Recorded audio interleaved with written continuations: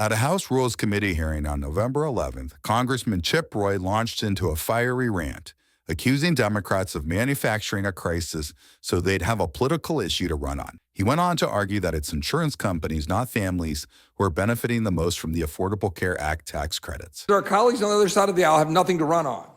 And our colleagues on the other side of the aisle want something desperately to run on, so they're trying to manufacture a healthcare crisis that they created. That's the actual truth. And with respect to healthcare, the question that I would ask is this: should we be putting forward legislation that will continue to fund the insurance companies at the level they're currently getting, where 85% of their revenues are coming from the federal government? Because that's what's happening. Or that $35 billion are going to insurance companies last year to go to the people that weren't even using their plans.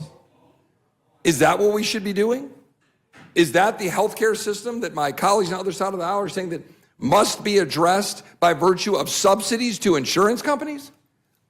Because President Trump had it right last week when he said, well, if you're going to do these subsidies, which is not how we would prefer to do business, then shouldn't it go to the American people to be able to go into a market and go be able to get the doctor of his or her choice, or get direct primary care, or be able to figure out how to take care of their family rather than call an insurance bureaucrat who's pocketing the money through a system that our colleagues designed and broke, and for which not one single Republican ever voted, including the subsidies that no Republican voted for, that were created to be temporary by our colleagues' own voice. They were to be temporary during COVID.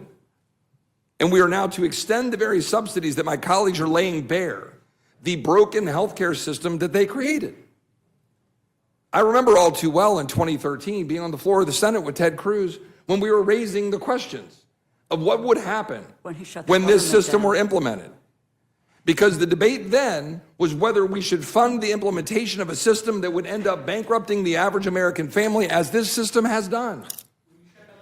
What I'm talking about is the reason. I'm talking about the reason that one would go to the Senate floor and say maybe we shouldn't do the very thing that right now is causing the American people pain.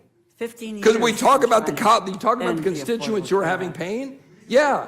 How about my constituent who died last year, who couldn't go to MD Anderson because Obamacare doesn't cover it? For more congressional news, stay tuned to Congress Clips, and thanks for watching.